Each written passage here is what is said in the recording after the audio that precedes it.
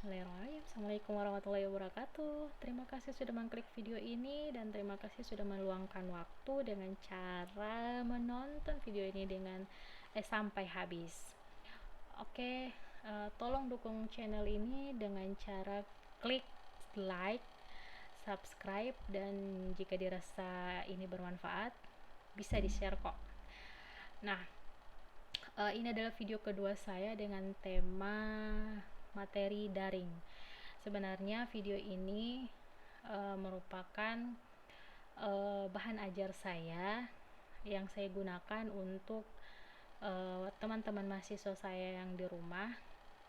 Karena pandemi COVID ini, saya merubah pembelajaran saya melalui media teknologi seperti ini karena kita tidak bisa tatap muka ya. Jadi saya melakukan ini untuk sebenarnya khususnya untuk mahasiswa saya. Tapi karena saya sudah mengupload ini di YouTube, jadi ini terbuka untuk semua. Jadi bisa di komen jika ada pertanyaan atau saran-saran yang membangun, bisa langsung di komen pada kolom komentar. Oke, kali ini saya akan menjelaskan mengenai bagaimana sih pengalamatan IP dan konfigurasi IP secara statik dan manual. Maksud saya secara otomatis dan statik atau manual. Oke, seperti yang terlihat di layar kalian, di sini ada beberapa tulisan catatan saya sebenarnya. Nah, sebelum untuk mengatur pengalamatan IP dan konfigurasi IP, kita butuh 3 komponen utama untuk menuju langkah-langkah selanjutnya. Nah, peralatan apa saja yang perlu disediakan? Yang pertama, 1 unit komputer atau 1 unit PC atau laptop. Kebetulan saya di sini menggunakan PC ya. Jadi teman-teman di rumah jika tidak memiliki PC tentunya bisa menggunakan laptop. Nah, yang kedua yaitu LAN atau WiFi. Alhamdulillah saya di rumah memiliki modem jaringan, bisa menggunakan LAN dan bisa menggunakan WiFi. Tapi karena berhubung menggunakan LAN itu saya tidak memungkinkan karena modem saya dengan PC saya jaraknya terlampau jauh dan kabel LAN saya tidak cukup untuk itu. Jadi saya mempraktekannya dengan cara menggunakan WiFi saja ya, tidak apa-apa. Hal yang ketiga yaitu jaringan ke internet, memiliki jaringan ke internet atau intranet. Nah, internet itu sendiri ya, kalau kita mempraktekkan tapi tidak ada jaringan internet, gimana dong, kita tidak bisa melanjutkannya. Nah, tentunya harus ada internet ya, karena ada wifi, di rumah saya ada wifi, makanya saya ada jaringan internet. Nah, apa sih kalau internet kak? Apa sih internet bu? Intranet bu? Nah, intranet itu jaringan antara PC ke PC menggunakan kabelan atau peer to peer menggunakan kabelan. Nah, karena di sini kita menggunakan wifi, jadi kita menggunakan jaringan ke internet saja. Oke, jika peralatan yang diperlukan sudah ada, bisa kita langsung saja melakukan atau mempraktekkan bagaimana sih mengkonfigurasi alamat IP dengan cara manual dan statik. Bagaimana sih caranya? Oke, langsung saja tanpa mengurangi rasa hormat saya akan melanjutkannya dengan menjelaskan agar mempersingkat video ini. Oke. Nah, di sini saya sudah ada catatan sedikit. Di sini saya sudah ada IP modem. Nah, IP modem saya ini seperti terlihat ada 192.168.1.1.1. Nah, si IP modem ini bukan saya karang-karang ya, saya bukan secara insting, bukan secara telepati saya taruh di sini, tapi dengan cara saya melihat sendiri, mengeceknya dengan cara kita bisa masuk di command prompt atau biasanya saya mengatakannya CMD biasanya command prompt. Nah, pada command prompt ini akan muncul seperti ini, biasanya di layar hitam. Kalau Kalau teman-teman saya biasa bilangnya layar hitam. Nah, di sini kita ketikkan ipconfig.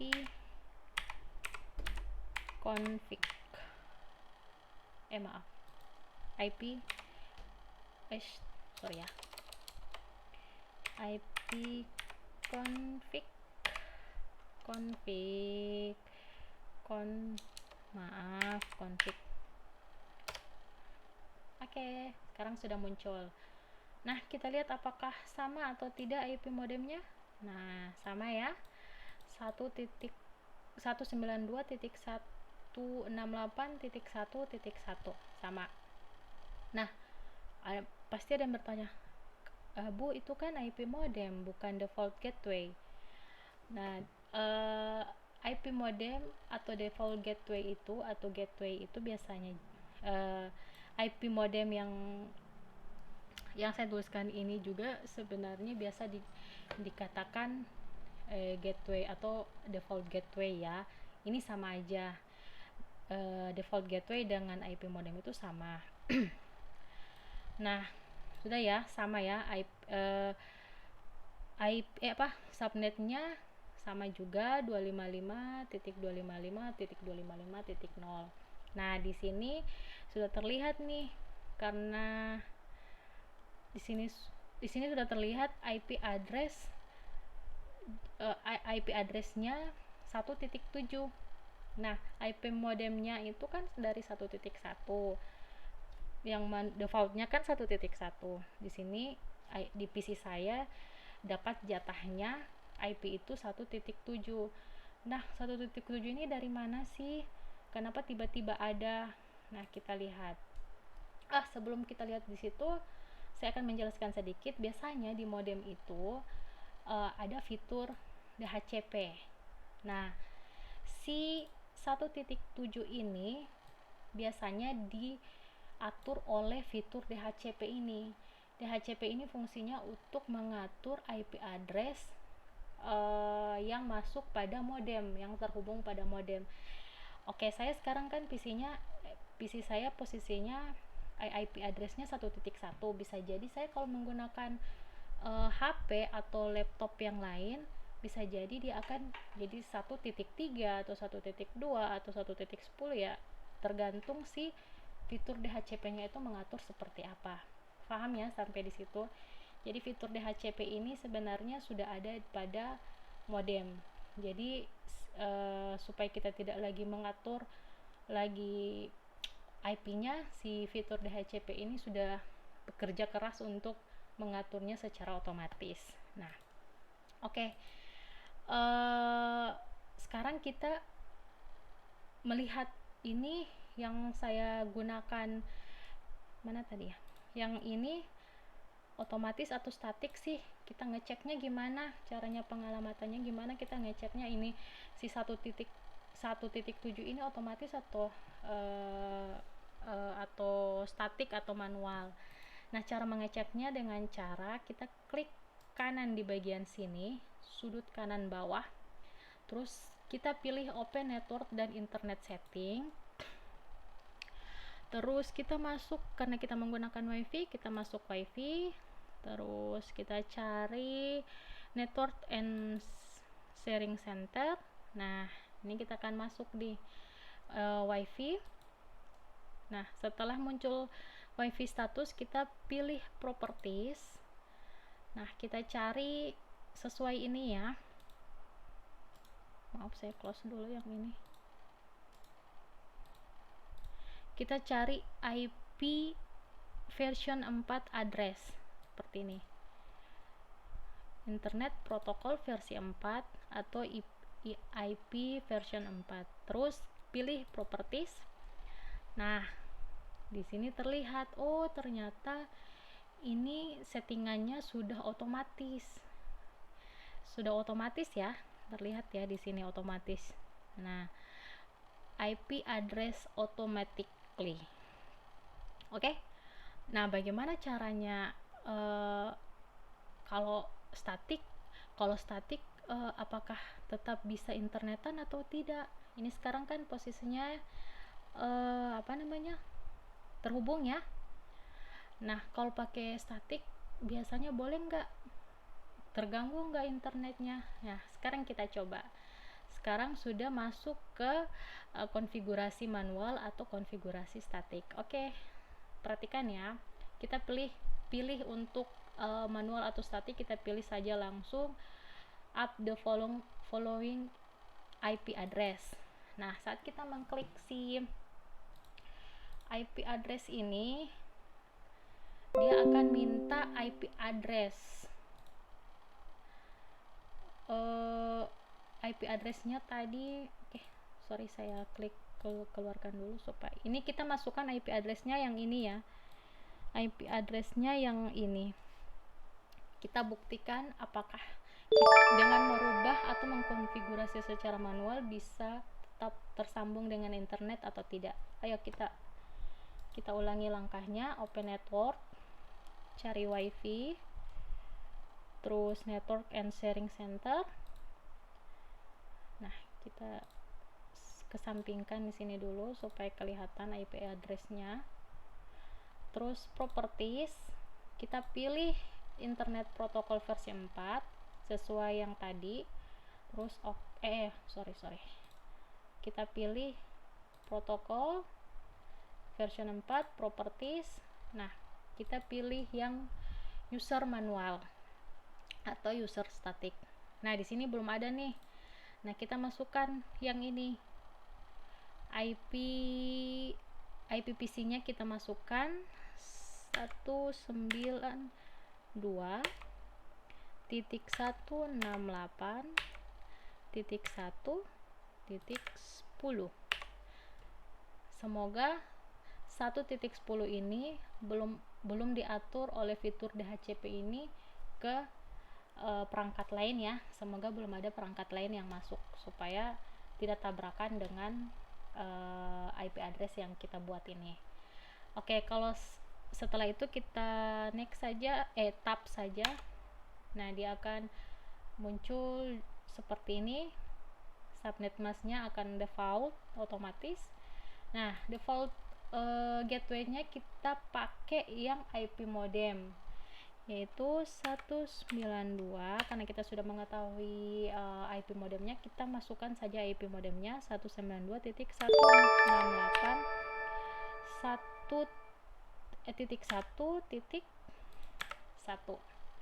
Nah, langsung oke. Terus close.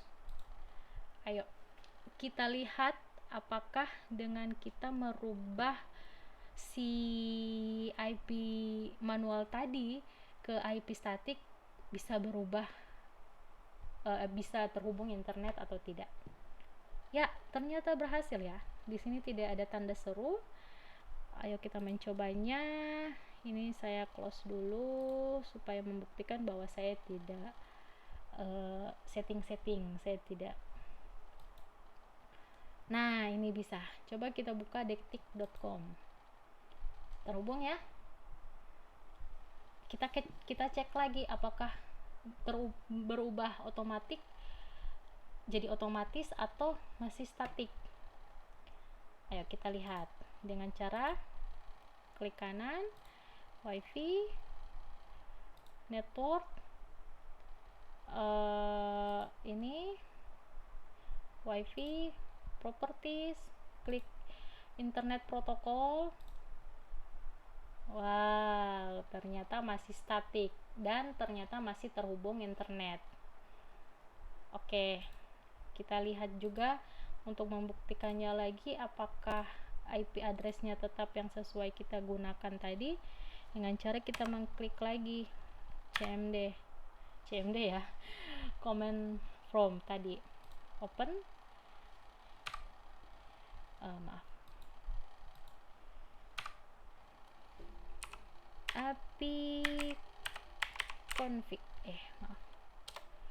IP config. Nah, ini kelihatan yang kita gunakan di sini, kita setting di sini dengan yang muncul pada IP config itu sama. Jadi kita bisa simpulkan bahwa dengan menggunakan IP otomatik dan IP statik akan berhasil jika kita mengetahui IP modem kita. Jadi itulah sebenarnya tips and trick untuk merubah IP address. Mengapa sih harus merubah? Mengapa sih harus disetting? Sebenarnya kalau untuk menggunakan apa sih? Oke, saya akan menjelaskan sedikit apa sih yang membedakan IP secara otomatis atau dengan IP secara manual atau statik. Sebenarnya kalau untuk otomatis ini tidak akan terlalu berasa atau tidak akan terlalu terasa kalau dalam jangkauan hanya pengguna jaringannya itu hanya sedikit. Seperti misalnya di rumah itu tidak akan terasa sekali loadingnya lambatnya itu kalau dalam jangkauan sedikit.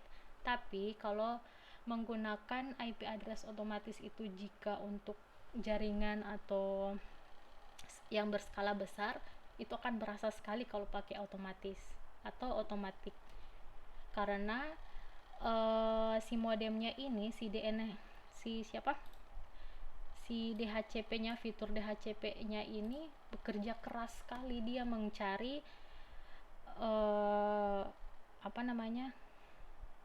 memberikan IP pada perangkat-perangkat yang terhubung. Jadi kalau misalnya semakin banyak perangkat terhubung, nah semakin berat si DHCP ini, fitur DHCP ini bekerja. Jadi kalau misalnya ada sudah ratusan perangkat yang terhubung, otomatis dia memforward IP address-nya itu akan lama begitu. Nah, jadi biasanya kalau untuk perangkat atau jaringan-jaringan yang sudah luas itu biasanya mereka menggunakan IP statik. Mereka sudah mencatat, membuat IP masing-masing perangkat begitu. Tapi di sini kan saya hanya di rumah kan tidak terlalu banyak orang, jadi saya menggunakan IP address secara otomatis. IP statik juga sebenarnya boleh, lebih bagus juga karena meringankan kerja dari si fitur DHCP ini agar tidak terlalu banyak bekerja. Tapi si fitur DHCP ini biasanya ada jangka waktu untuk mengubah IP. Biasanya 1 hari 24 jam biasanya itu akan terubah secara otomatis IP-nya. Ya, bisa jadi sekarang kita menggunakan IPv6 1.10, bisa jadi besok itu akan terubah jadi 1.11 atau 1.2, ya tergantung dia dapatnya jatahnya dapat IP apa begitu. Jadi kira-kira seperti itu ya. Jadi teman-teman di rumah jika masih bingung atau masih ada pertanyaan-pertanyaan yang masih terbesit di dalam pikiran, bisa untuk mahasiswa saya bisa langsung menghubungi saya atau bisa langsung menuliskan komentar pada kolom komentar. Oke, mungkin itu saja yang bisa saya sampaikan pada materi kali ini. Semoga bermanfaat. Kita ketemu pada video-video selanjutnya. Insya Allah saya akan terus membangun channel ini dengan cara membagikan materi-materi perkuliahan saya selama pandemi ini, tapi tidak menutup kemungkinan jika pandemi ini akan segera berakhir, saya akan tetap mengupload video-video yang bersangkutan dengan pembelajaran yang saya berikan kepada teman-teman mahasiswa saya. Oke, Terima kasih atas perhatiannya dan terima kasih sudah melihat video ini sampai akhir. Semoga bermanfaat. Jika dirasa, sekali lagi, jika dirasa penting, silahkan di-share dan kita berdoa bersama semoga pandemi COVID ini akan segera berakhir, karena jujur ini sangat melelahkan, karena kasihan mahasiswa saya banyak yang mengeluh, Bu, jaringan tidak bagus dan sebagainya. Nah, ini adalah salah satu mediasi saya agar mahasiswa saya bisa melihat kapanpun mereka bisa melihat. Oke, terima kasih. Sekali lagi dukung channel ini dengan cara subscribe dan klik tombol like. Oke, saya akhiri dulu. Assalamualaikum warahmatullahi wabarakatuh.